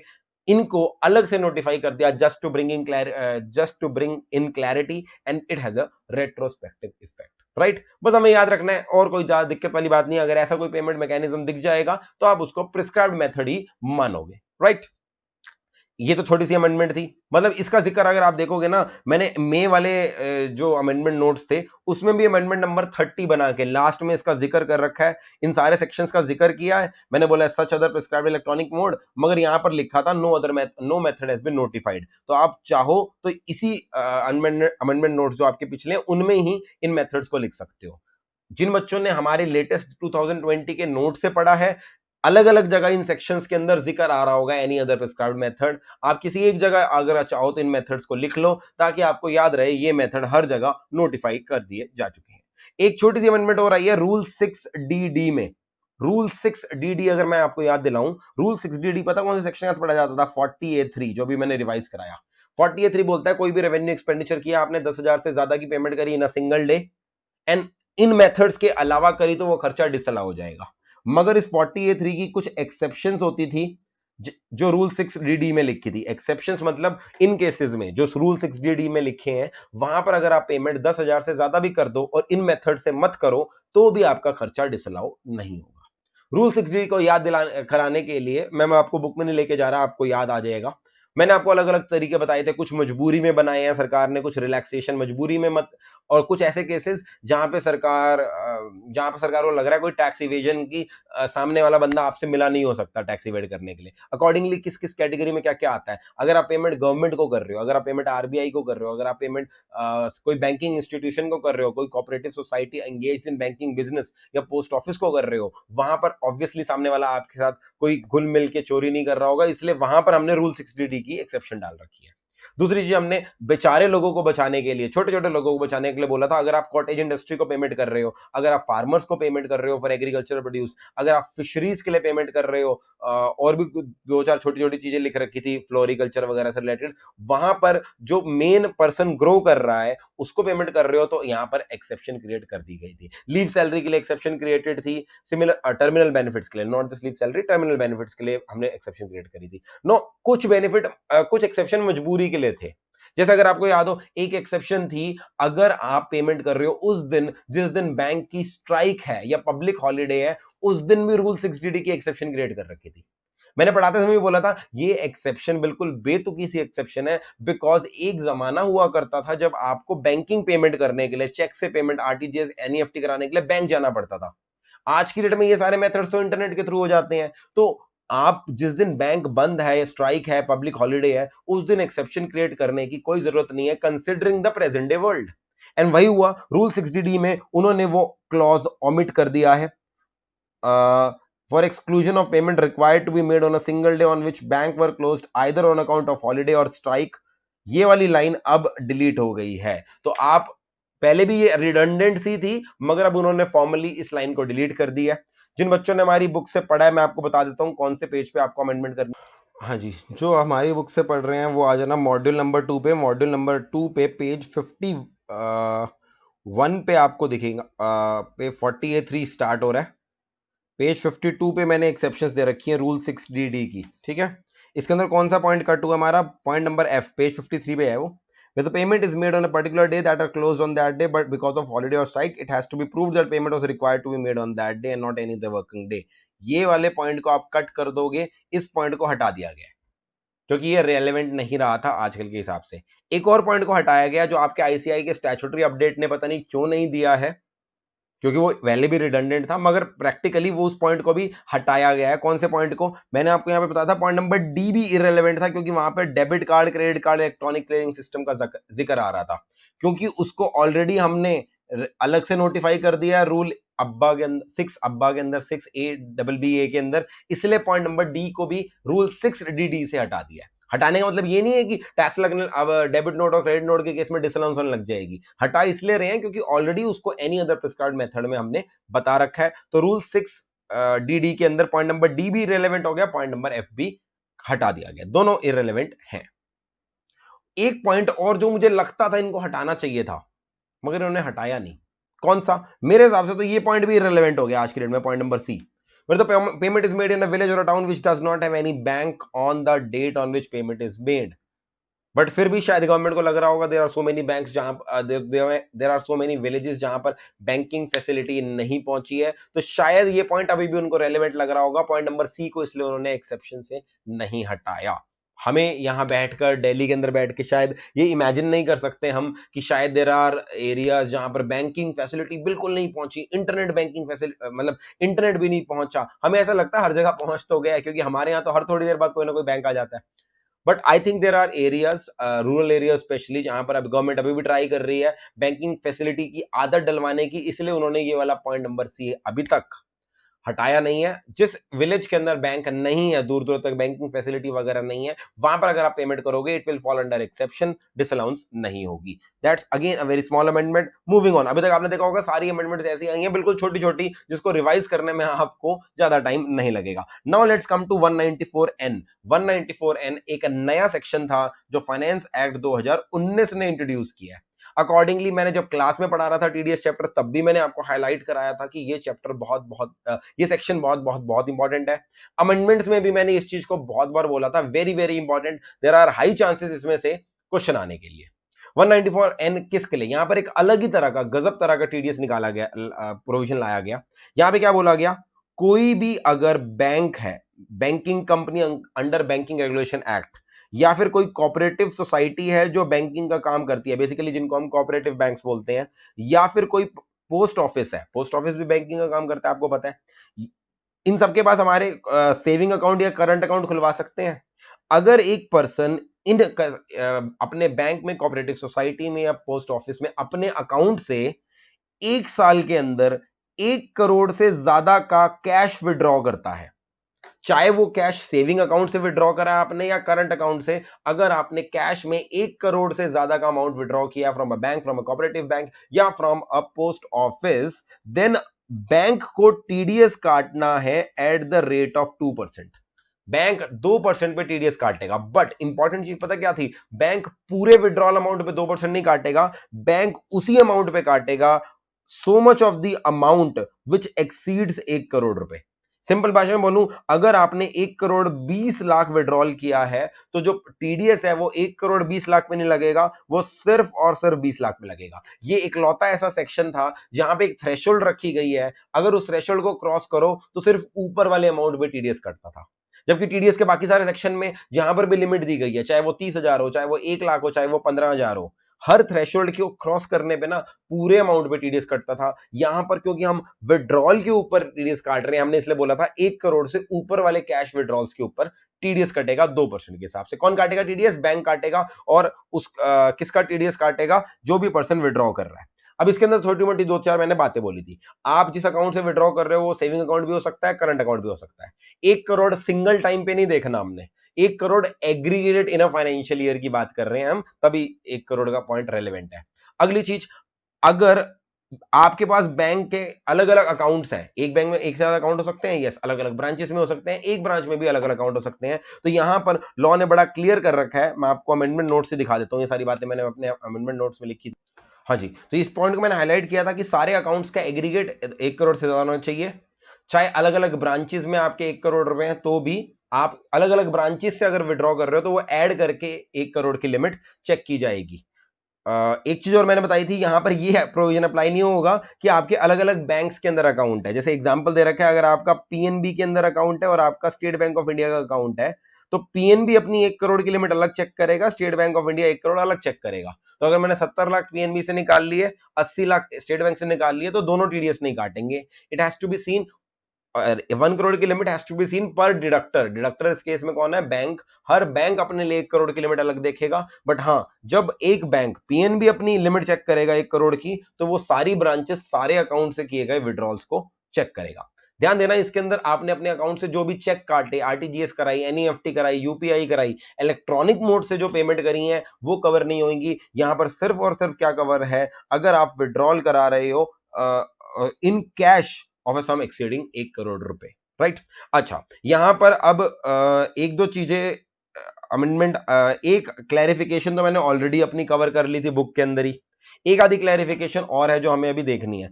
कौन सी क्लैरिफिकेशन कवर कर ली थी? ये प्रोविजन 1 सितंबर को आया था, ठीक है। तो डाउट ये आया था कि 1 अप्रैल से लेकर 1 सितंबर तक भी तो विड्रॉल हुए होंगे। लेट अस सपोज इस पीरियड के दौरान विड्रॉल ऑलरेडी हो चुके हैं 1.2 सीआर, तो क्या ये वाले 20 लाख के ऊपर भी टीडीएस कटेगा या नहीं कटेगा? द आंसर वाज नो, क्योंकि ये टीडीएस का प्रोविजन आया ही 1/9/2019 के बाद है।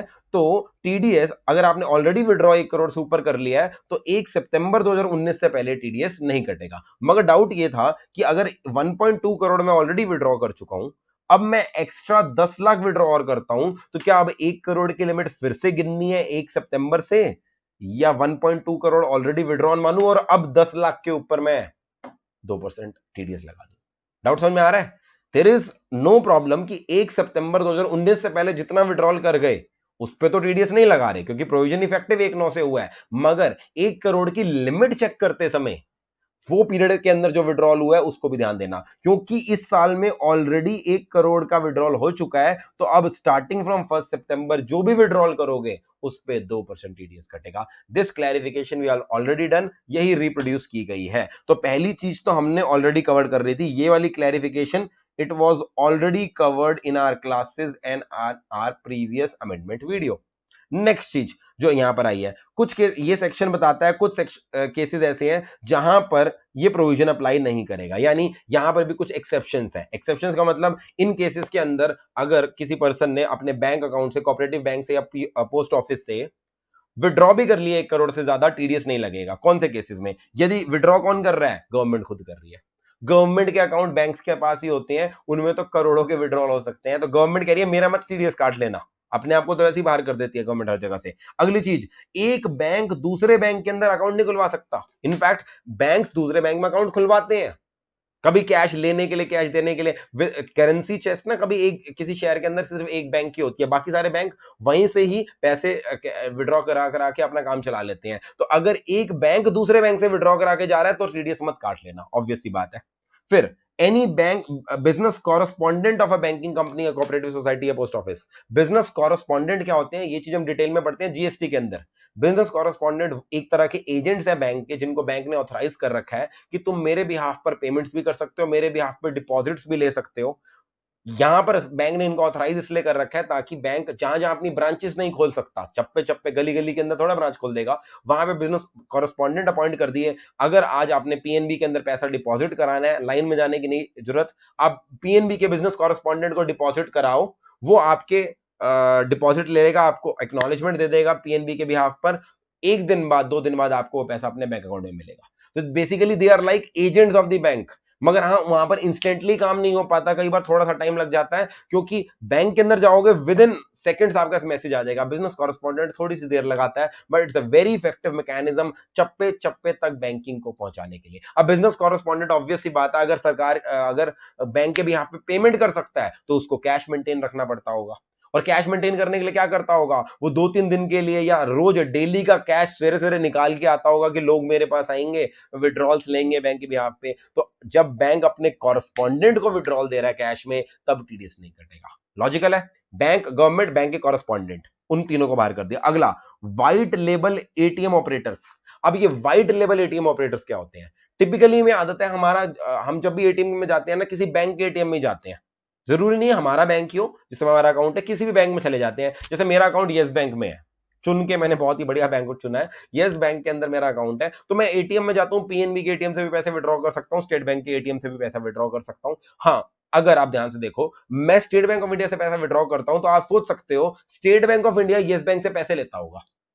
क्यों लेता होगा? स्टेट बैंक ऑफ इंडिया कहता होगा कि तुम्हारे कस्टमर ने मेरा एटीएम यूज किया, मेरा इंफ्रास्ट्रक्चर यूज किया, कस्टमर तुम्हारा है, तो तुम मुझे पैसे दो, because I allowed your customer to use my ATM, and that is the reason that even if आपका किसी भी बैंक के अंदर अकाउंट हो, मगर आप किसी और बैंक के एटीएम में जा सकते हो। जब ये मॉडल आया तो आरबीआई ने सोचा था यार ये तो सही मॉडल है, कोई किसी के भी बैंक के एटीएम में जाकर विड्रॉल कर सकता है, एंड दैट इज वाई धीरे धीरे लोग बैंकिंग के लिए और एनकरेज हुए। फिर इन्होंने सोचा क्या हम किसी प्राइवेट एजेंसी को जो बैंकिंग का काम नहीं करती, उसको नहीं कह सकते एटीएम ऑपरेशन का काम कर ले। कोई नॉन बैंकिंग इंस्टीट्यूशन जिसका बैंकिंग से लेना देना नहीं है, क्या उसको एटीएम ऑपरेट करने का लाइसेंस नहीं दे सकते? बिल्कुल दे सकते हैं। इनफैक्ट फॉरेन में इसके एग्जांपल्स भी थे। तो आरबीआई ने एक कॉन्सेप्ट लाया आज से 3-4 साल पहले, white label ATM operators. White label ATM operators वो होते हैं जो बैंक का काम नहीं करते, जिनका काम डिपॉजिट्स लेना, लोन देना नहीं होता, वो सिर्फ एटीएम सर्विस प्रोवाइड करते हैं। सर क्या हमारे देश में व्हाइट लेबल एटीएम ऑपरेटर्स हैं? बिल्कुल है। 8 white label ATM operators at present India में काम कर रहे हैं, जिसके अंदर मतलब फेमस जो आपको मैं बोलूं तो एक तो टाटा है, Tata communications. Tata communications white label ATM services देता है। एक मुथूट फाइनेंस है, जिसको आप यूजुअली गोल्ड लोन के लिए सुनते हो, मगर मुथूट फाइनेंस के आपको एटीएम्स भी मिल जाएंगे। तो उनके पास बैंकिंग लाइसेंस नहीं है, बट फिर भी वो व्हाइट लेबल एटीएम्स करा रहे हैं। एक इंटरनेशनल बहुत बड़ा प्लेयर है एजीएस, उसके भी व्हाइट लेबल एटीएम्स मिलेंगे। हाँ, इनका अभी थोड़े एटीएम्स आपको कम मिलेंगे, दिखेंगे नहीं usually, but these are non banking institutions जो एटीएम चलाते हैं। ऑब्वियसली बात है, यहां पर आप मान लो येस बैंक का मैं अपना एटीएम कार्ड यूज करूं, तो ये पैसे विड्रॉ करने देंगे और उसके बाद ये येस बैंक से सेटलमेंट कर लेंगे अपनी। इसलिए व्हाइट लेबल एटीएम्स को भी, एटीएम ऑपरेटर, इनको भी अपने एटीएम से पैसा भरने के लिए बहुत सारा कैश विड्रॉ करना पड़ता होगा। अल्टीमेटली ये भी अपने बैंक अकाउंट ही मेंटेन करते होंगे ना, पैसा कहां रखते होंगे? तो ये अपने एटीएम में पैसा भरने के लिए बैंक अकाउंट से विड्रॉ करते हैं और एटीएम से फिल करते हैं। ऑब्वियसली बात है, इनको एक्सेप्शन में फॉल करना चाहिए, इसलिए 4 लोगों को एक्सेप्शन में फॉल करवाया था। आखिरी थी एनी अदर पर्सन और class of person notified by central government. अब यहां पर अभी तक कुछ नोटिफाई नहीं हुआ था, तो ये रिडंडेंट था। अब आप समझ गए होंगे यहां पर क्या आ गई है, कुछ एक्स्ट्रा लोगों को नोटिफाई कर दिया गया है। मैं लॉजिक समझाता हूं आपको, यहां पर नोटिफाई क्यों किया आप अपने आप समझ जाओगे। सबसे पहली बात, ये जो व्हाइट लेबल ऑपरेटर्स हैं, मान लो मैं एग्जांपल ले लेता हूं, टाटा का एग्जांपल ले लेता हूं या मुथूट फाइनेंस का एग्जांपल ले लेता हूं। क्या लगता है ये काम तो चलो बेशक एटीएम ऑपरेटर का करते हैं, क्या ये खुद अपने लोगों को भेजते होंगे कि जाओ कैश विड्रॉ करो बैंक से और एटीएम में भर के आओ? आपने कभी एटीएम को भरते देखा है? प्रॉपर सेफ्टी एंड सिक्योरिटी के साथ एक मशीन, एक अलग सा व्हीकल होता है जिसको आसानी से तोड़ा नहीं जा सकता, और वहां पर एक सिक्योरिटी गार्ड होता है। आपने देखा होगा कई बार 2 सिक्योरिटी गार्ड भी होते हैं। सिक्योरिटी गार्ड के हाथ में बंदूक होती है बाकायदा, की किसी भी तरह अगर कोई उसको लूटने की कोशिश करे, हर किसी को पता उसमें कैश जा रहा है, तो वो सेफ्टी कर सके। और इस चीज के लिए वो अक्सर स्पेशलाइज्ड एजेंसीज होती हैं जिनको हायर करती हैं। लाइसेंस उनको मिला है एटीएम के लिए, मगर बैंक अकाउंट से पैसा विड्रॉ करके उसे ट्रांसपोर्ट करके अलग अलग एटीएम में पैसे डाल के आना, इसके लिए अलग अलग एजेंसीज होती हैं। क्या हमने उन अच्छा, ये एजेंसीज काम कैसे करती हैं? इन एजेंसीज को ना, ये जो भी व्हाइट लेवल ऑपरेटर्स हैं, इनका एक बैंक अकाउंट खुलवा देते हैं और कहते हैं कि तुम हमारे बिहाफ पर पैसे विड्रॉ करके बार बार हमारे बैंक अकाउंट से क्या करोगे, तुम्हारा एक बैंक अकाउंट बना देते हैं, और उस बैंक अकाउंट से आप विड्रॉ करके हमारे एटीएम के अंदर, व्हाइट लेवल एटीएम मान लो टाटा का है, उसके अंदर जमा करा देना। इन लोगों को बोलते हैं कैश रिप्लेनिशमेंट एजेंसीज। तो कैश रिप्लेनिशमेंट एजेंसी का बैंक के अंदर कोई अकाउंट है, उसके अंदर कैश डाल दिया गया, वो वहां से विड्रॉ करेगी और व्हाइट लेवल एटीएम में डिपॉजिट करा देगी। इसको हमने नोटिफाई नहीं कर रखा था। कैश व्हाइट लेवल एटीएम ऑपरेटर को तो कर दिया था, मगर प्रैक्टिकली वो खुद ये बैंक अकाउंट से पैसा निकालना और आगे एटीएम में भरने का काम नहीं करते, उनके बिहाफ पर ये लोग करते हैं। इनको भी अब नोटिफाई कर दिया कैश रिप्लेनिशमेंट एजेंसीज। साथ साथ कई बार व्हाइट लेवल एटीएम ऑपरेटर फ्रेंचाइजी मॉडल पे काम करते हैं और खुद ओनरशिप ना लेने की, हर जगह एटीएम खुद अपना लगाएं, जगह लें, रेंट पे लें, उन्होंने फ्रेंचाइजीज देनी शुरू कर दी हैं। तो उस केस में ये जो काम है पैसा विड्रॉ करके डिपॉजिट कराने का, वो फ्रेंचाइजी करेगी। तो व्हाइट लेबल ऑपरेटिंग से ही रिलेटेड 2 और एजेंसीज जिनकी वो हेल्प लेते हैं, उनको भी एक्सेप्शन में नोटिफाई कर दिया गया है। यहां पर एक कंडीशन दे दी है कि जब ये कैश रिप्लेनिशमेंट एजेंसीज या फ्रेंचाइजी एजेंट्स जाएंगे पैसा विड्रॉ करने, तो इस बात को इंश्योर करना पड़ेगा व्हाइट लेबर एटीएम ऑपरेटर को कि जितना पैसा इन्होंने विड्रॉ किया है उतना पैसा ही एटीएम में डिपॉजिट हुआ है, ताकि इस प्रोविजन का मिसयूज ना हो सके। ऐसा ना हो बैंक से कैश विड्रॉ करके चले हैं, एटीएम में डिपॉजिट नहीं कराया, कहीं और यूज कर लिया। तो ये चीज इंश्योर करना किसका काम है? व्हाइट लेबर एटीएम ऑपरेटर का। पहली एक्सेप्शन लॉजिकल लगी। अगली अगली एक्सेप्शन है commission agent operating under APMC. अब एपीएमसी का जिक्र अभी जो हमने रूल 6DD पढ़ा या जीएसटी, वहां पर भी आता है। रूल 6DD में भी हमने एक्सेप्शन क्रिएट कर रखी है। अगर आप पेमेंट स्मॉल स्मॉल फार्मर्स को करते हो तो वहां पर 10,000 से ज्यादा की पेमेंट कर सकते हो। अब ये एपीएमसी ऑपरेटर कमीशन एजेंट्स कौन होते हैं? बहुत सारे छोटे छोटे फार्मर्स अपना सामान बेच नहीं पाते, तो वो क्या करते हैं, एक मिडल मैन को अपॉइंट करते हैं जो उनका सामान बिकवा सके, जो कि यूजुअली कमीशन एजेंट्स होते हैं या एग्रीकल्चर प्रोड्यूस मार्केटिंग कमिटीज होती हैं। ये लोग क्या करते हैं? ऑब्वियस सी बात है, ये बहुत सारे फार्मर्स, छोटे छोटे फार्मर से सामान खरीदते हैं और आगे बल्क में बेचते हैं। जब ये बहुत सारे फार्मर से सामान खरीदते हैं तो फार्मर्स यूजुअली कैश में पेमेंट लेना एक्सेप्ट फेवर करते हैं। They can make the payment to the farmers in cash, जो अभी मैंने आपको बोला रूल 6DD में फार्मर्स को कैश में पेमेंट दी जा सकती है, कोई डिसअलाउंस नहीं है। मगर जब ये कमीशन एजेंट खुद अपने बैंक अकाउंट से कैश विड्रॉ करा के आते होंगे ताकि आगे फार्मर्स में बांट सके, तो कैश विड्रॉ कराने पे तो 194N लग जाएगा ना, क्योंकि 1 करोड़ से ज्यादा हो जाएगा फाइनेंशियल ईयर में। तो फार्मर्स को पेमेंट करना, 10,000 अलाउ करना, वो टेक केयर कर रखा था। मगर अब इस कैश विड्रॉल पे इन एपीएमसी वालों, इन कमीशन एजेंट्स ने बोला हम तो फार्मर्स को पेमेंट करने के लिए कैश विड्रॉल करते हैं, हमें तो अलाउ कर दो। तो उन्होंने अलाउ कर दिया, मगर यहां पर अगेन उन्होंने कंडीशन लगाई कि आपको क्या करना पड़ेगा, आपको ये चीज सर्टिफाई करनी पड़ेगी that it is only for the purpose of making payment to the farmers on account of purchase. And banking company को इंश्योर करना पड़ेगा कि वो बंदे ने अपना पैन दिया है और वो किसी एपीएमसी के साथ रजिस्टर्ड है। यानी ये जो कंडीशन है कि वो सर्टिफाई करेगा, अपना पैन देगा और बैंक भी इस चीज को क्रॉस चेक करेगा, ये सिर्फ इसलिए ताकि कोई बंदा इस प्रोविजन को मिसयूज ना करे। असली में वो कमीशन एजेंट है ही नहीं, अपने आप को सिर्फ कमीशन एजेंट बता के टीडीएस से बच जाए। तो ये बैंक की रिस्पॉन्सिबिलिटी है ये इंश्योर करना कि वो सच में एक APMC, agriculture produce marketing committee का कमीशन एजेंट है। दूसरी एक्सेप्शन मैंने नोटिफाई कर दी। थर्ड एक्सेप्शन जो कि मैंने अपनी क्लास में भी बताई थी यार, ये बड़ा अजीब है, इन्होंने नोटिफाई नहीं करी। मनी चेंजर, जो आरबीआई के ऑथराइज्ड डीलर्स ऑफ फॉरेक्स होते हैं या फुल फ्लेज्ड मनी चेंजर होते हैं, इनका काम ही यही होता है डॉलर पाउंड्स खरीदना और रुपीस देना। जब इनका काम ही कैश देना है, लोग इनके पास जाते ही इंडियन रुपीस लेने हैं, डॉलर्स देते हैं, अपना फॉरेन करेंसी देते हैं और रुपीस लेते हैं, तो ऑब्वियसली इनको भी तो अपना आस बहुत सारा कैश मेंटेन करना पड़ता होगा।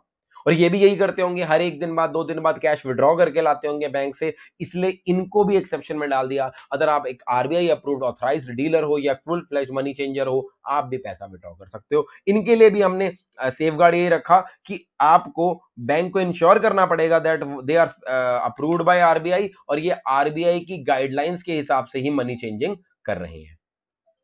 सो इन 3 एक्सेप्शंस को अगर जोड़ दें तो हमारा टोटल एक्सेप्शंस कौन कौन सी हो गई? ये वाली एक्सेप्शंस तो ऑलरेडी थी, 4 एक्सेप्शंस।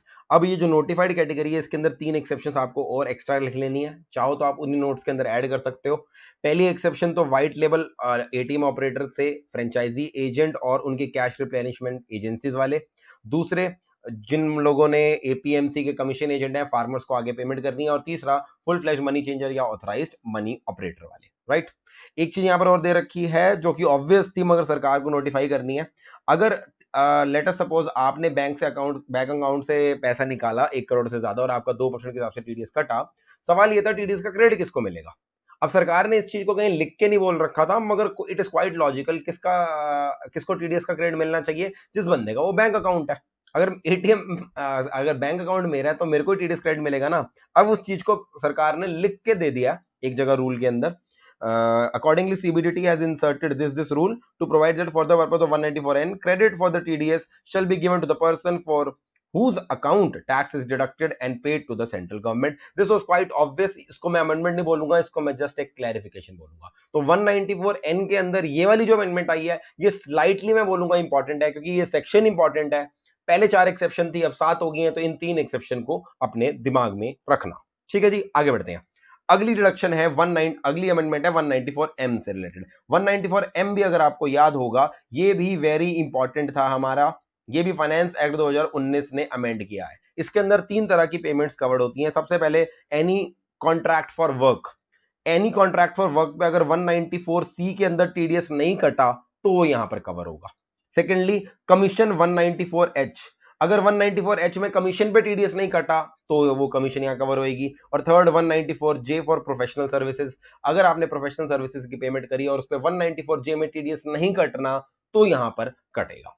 अब सर इन तीन, अगर मतलब 3 पेमेंट कवर्ड है और 3 पेमेंट तभी कवर्ड है जिनके स्पेसिफिक सेक्शन है मगर वो सेक्शन एप्लीकेबल नहीं हो रहे तो ये सेक्शन लगेगा। अब जल्दी बात करूं, ये तीनों सेक्शन एप्लीकेबल कब नहीं होते।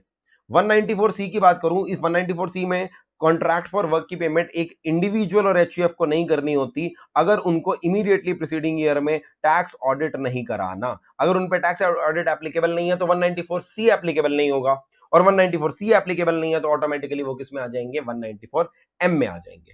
सेम गोज फॉर 194H, अगर आप कमीशन की पेमेंट कर रहे हो, आप एक इंडिविजुअल एचयूएफ हो, लास्ट ईयर में ऑडिट नहीं कराना तो आपको 194H में टीडीएस नहीं काटना होता। Same goes for 194J। 194C और 194J में एक एक्स्ट्रा केस होता है, अगर आप एक इंडिविजुअल और एचयूएफ हो, आपने ऑडिट कराना है मगर आपने कॉन्ट्रैक्ट की पेमेंट या प्रोफेशनल सर्विसेज की पेमेंट पर्सनल पर्पस के लिए करी है तो भी 194C और 194J नहीं लगते, तो वो दोनों केस भी ऑटोमेटिकली 194M में आ जाएंगे। तो यहां पर बेसिकली 3 तरह की पेमेंट कवर होगी, payment for contract of work, दूसरी चीज commission not being insurance commission या लॉटरी टिकट बेचने की कमीशन, एंड तीसरा payment for professional services. Threshold limit यहां पर क्या होती है, थ्रेशोल्ड लिमिट होती है 50 लाख और यहां पर रेट है 5%। ठीक है जी, ये नया सेक्शन है हमारा, बहुत इंपॉर्टेंट सेक्शन है।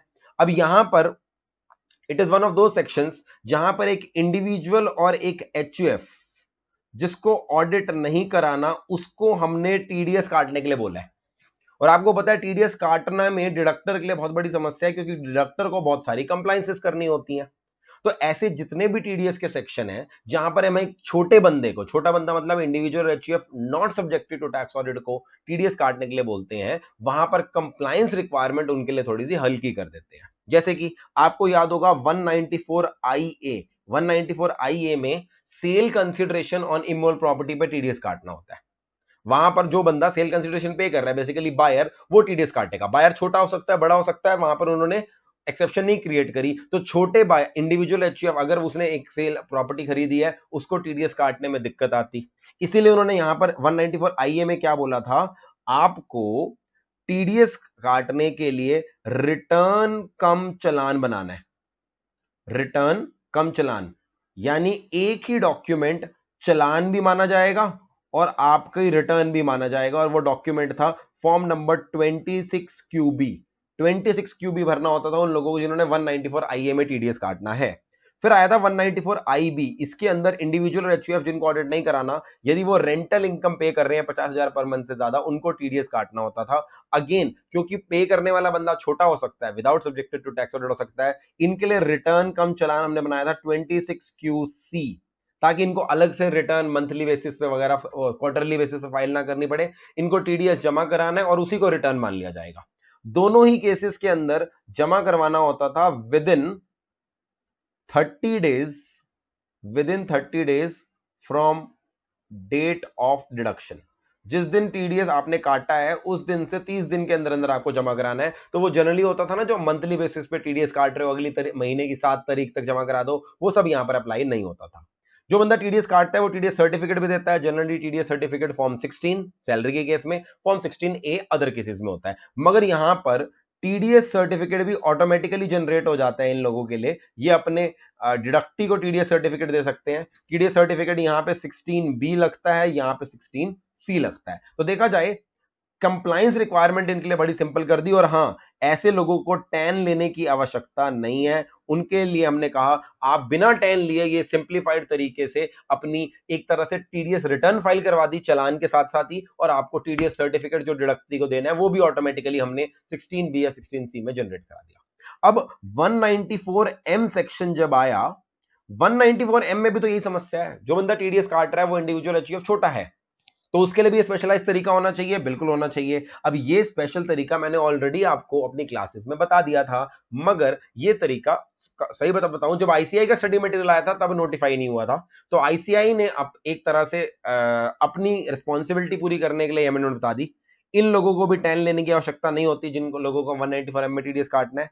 इनके लिए फॉर्म 26Q डी नोटिफाई कर दिया था, सेम डेट है, within 30 days from the date of deduction उनको टीडीएस काटना है, और इनका फॉर्म 16D नोटिफाई कर दिया था। So this was already discussed in our classes. एक तरह से मैंने फिर से रिवाइज करा दिया। रिवाइज इसलिए करा दिया क्योंकि 194M इंपॉर्टेंट है, तो मेरे हिसाब से इस 26QD और 16D का भी जिक्र हो सकता है। That is the only thing given here. चलिए जल्दी से आगे बढ़ते हैं, आते हैं अपनी लास्ट अमेंडमेंट पे, जो कि है रिटर्न फाइलिंग। और रिटर्न फाइलिंग भी नहीं बोलूंगा, पैन वाले टॉपिक से रिलेटेड, और पैन वाला टॉपिक रिटर्न फाइलिंग वाले चैप्टर है, आखिरी चैप्टर के अंदर है। यहां पर आपको छोटी छोटी 3 अमेंडमेंट्स मिलेंगी। तीनों अमेंडमेंट बहुत ही छोटी छोटी हैं, मैं आप जल्दी से आपको बता दूंगा, सिर्फ आपको एक बार रीडिंग करनी है, एग्जाम में आने के लिए मेरे हिसाब से ज्यादा चांसेस नहीं है। पहली चीज क्या है, पैन आप सबको पता है, पैन क्या होता है, परमानेंट अकाउंट नंबर। पैन किस किस को लेना है उसके लिए पूरा क्राइटेरिया दे रखा है, मैं फिर से उस चैप्टर में जाके आपको नहीं बता रहा। अलग अलग केसेस में होता है, जिस बंदे को टैक्स पे करना है या किसी और के बेसिस पे लायबल होना है, या आपकी टर्नओवर इस लिमिट से एक्सीड कर रही है, एंड सो ऑन, उन केसेस में आपको पैन लेना मैंडेटरी होता है। पैन लेने के लिए एक प्रिस्क्राइब प्रोसीजर है, जो हम अपने सिलेबस में नहीं पढ़ते, बट आप इमेजिन कर सकते हो। आप एक फॉर्म नंबर भरते होगे, उसके साथ साथ कुछ डॉक्यूमेंट्स देते होगे, अपने प्रूफ देते होगे, डेट ऑफ बर्थ का प्रूफ, एड्रेस प्रूफ, ये सारे प्रूफ आप देते हो, जिससे आपको पैन मिल जाता है। अब इन्होंने पैन लेने का प्रोसीजर बड़ा सिंप्लीफाई कर दिया है। पहली अमेंडमेंट ये करी उन्होंने कि अगर आपके पास आधार नंबर है और आप एक नए पैन के लिए अप्लाई कर रहे हो, तो आपको अपना सिर्फ आधार नंबर कोट करना है, बाकी सारे डॉक्यूमेंट्स जो पहले मांगे जाते थे पैन अप्लाई करने के लिए वो हटा दिए, क्योंकि आधार में आपकी डेट ऑफ बर्थ और आपका एड्रेस दोनों ऑलरेडी सर्टिफाइड है, इसलिए आधार के बेसिस पर सिंप्लीफाइड प्रोसीजर दे दिया, आप अपना पैन अप्लाई कर सकते हो। Very small amendment, not big amendment. यहां पर दे रखी है अमेंडमेंट नंबर 1, रूल नंबर याद रखने की जरूरत नहीं, any person who has been allotted a PAN, who has not been allotted a PAN, जिसके पास PAN नहीं है, but possesses Aadhaar, may apply for allotment of PAN under this section by intimating his Aadhaar, and he shall not be required to apply or submit any documents under Rule 14. Basically, procedure has been simplified. Procedure for applying PAN simplified. आप ये लिख सकते हो, बहुत छोटी amendment है, सिर्फ read करके छोड़ देनी है आपने कि अब पैन अप्लाई करने के लिए आधार नंबर चाहिए होता है, दैट्स इट, और बाकी डॉक्यूमेंट्स नहीं चाहिए होते। बाकी डॉक्यूमेंट्स क्या होते हैं वो हमें पढ़ाए ही नहीं जाते थे, बात ही खत्म। अगली अमेंडमेंट है, आप सबको पता है 139AA, वो कहता है जिन भी लोगों के पास एग्जिस्टिंग पैन है, जो लोगों के पास ऑलरेडी पैन है और उनको अपने पैन को आधार से लिंकिंग करानी है, और अगर आप अपने पैन को आधार का लिंकिंग नहीं कराओगे तो आपका पैन इनऑपरेटिव हो जाएगा। ये रिक्वायरमेंट काफी पहले से आ गई थी, 1.5-2 साल हो गए हैं, मगर ये जो लास्ट डेट है ना, जब आपको अपने पैन और आधार को लिंक कराना है, ये लास्ट डेट कंटिन्यूअसली एक्सटेंड होती जा रही है। ये डेट लेटेस्ट आप याद रख लो, एक्सटेंड करते करते 31 मार्च 2020 तक एक्सटेंड हो गई थी पहले, और अब इसको 1 साल और एक्सटेंड कर दिया गया है, 31 मार्च 2021 तक आप अभी अपने पैन और आधार को लिंक करा सकते हैं। यानी वो जो इनऑपरेटिव कराने का प्रोसीजर है ना, वो अभी नहीं लग सकता, क्योंकि हमने ड्यू डेट एक्सटेंड करा दी है। वो लोग जिन्होंने अपने पैन को और आधार को अभी तक लिंक नहीं कराया, उनके पैन को फिलहाल हम इनऑपरेटिव नहीं करेंगे, क्योंकि इसकी लास्ट डेट को हमने एक्सटेंड कर दिया। तो हमें वैसे नॉलेज के लिए पता है कि 31 मार्च 2021 तक भी आपने नहीं कराया तो क्या होगा, पैन आपका इनऑपरेटिव हो जाएगा विद प्रोस्पेक्टिव इफेक्ट, राइट। अब ये जो अमेंडमेंट आई है ना, ये जो डेट एक्सटेंड कर रहे हैं, इस डेट का प्रैक्टिकली कोई रेलेवेंस बचा नहीं है, फॉर द सिंपल रीजन, ये जो भी आज की डेट में इनकम टैक्स रिटर्न फाइल करवा रहे हैं ना, इनकम टैक्स रिटर्न फाइल कराते समय आधार नंबर एक इंपॉर्टेंट इंफॉर्मेशन करती है। तो इवन इफ एक बंदे के पास पैन है, वो अपने पैन को आधार से लिंक नहीं करा रहा, आज भी जिद लेके बैठा है मैं लिंक नहीं कराऊंगा, तो भी उस बंदे का आधार डिपार्टमेंट को पता लग गया, क्योंकि जब भी वो अपनी आईटीआर फाइल करेगा, असेसमेंट ईयर 20-21 की फाइल करिए या असेसमेंट ईयर 21-22 की फाइल करेगा, उस केस में उसके आधार को उसको अपनी आईटीआर में लिखना पड़ेगा। सो प्रैक्टिकली ये जो एक्सटेंशन आई है, ये लिंकिंग के लिए आई है, मगर रिटर्न के अंदर तो आधार लिखना ही लिखना है। और अगर रिटर्न के थ्रू, रिटर्न में आप अपना पैन भी लिखते हो, रिटर्न में आधार भी लिखते हो, तो डिपार्टमेंट को ऑलरेडी पता लग गई ना इन्फॉर्मेशन। बट हाँ, फॉर्मली पैन को आधार से लिंक करने की डेट आप ये याद रख सकते हो, एक्सटेंड हो गई 31 मार्च 2021। ठीक है, अगेन वेरी छोटी अमेंडमेंट, आपको सिर्फ रीड करनी है। थर्ड अमेंडमेंट जो आई है, ये ऑलरेडी मैंने आपको पढ़ा दी थी क्लास के अंदर या पिछले अमेंडमेंट में। थर्ड अमेंडमेंट क्या थी, there are so many transactions जहां पर आपको अपना पैन कोड करना होता है। जैसे कुछ एग्जांपल दूं, सेविंग बैंक अकाउंट खुलवाते समय, एफडी 50,000 से ज्यादा करवाते समय, डीमेट अकाउंट खुलवाते समय, कोई भी 2 व्हीलर कोई भी 3 व्हीलर खरीदते समय, होटल बिल एयर ट्रैवल का बिल, इन सबको, इनकी सबकी थ्रेशोल्ड थी, उनसे ज्यादा अगर आप ये ट्रांजैक्शन कर रहे हो आपको अपना पैन देना पड़ता है। अगर आपके पास पैन है, बहुत अच्छी बात है, पैन दे दो। अगर आपके पास पैन नहीं है तो एक रिक्वायर्ड फॉर्म, मैंने आपको बताया था फॉर्म नंबर होता है, उसके अंदर आप डिक्लेरेशन दे दो कि मेरे पास पैन एप्लीकेबल नहीं है, उन ट्रांजैक्शंस में आपको पैन नहीं देना पड़ेगा। फाइनेंस एक्ट 2019 ने अमेंडमेंट करी, उसने कहा जिन लोगों को पैन कोड करना है किसी भी स्पेसिफाइड ट्रांजैक्शन के अंदर, वो पैन की जगह आधार भी कोड कर सकते हैं।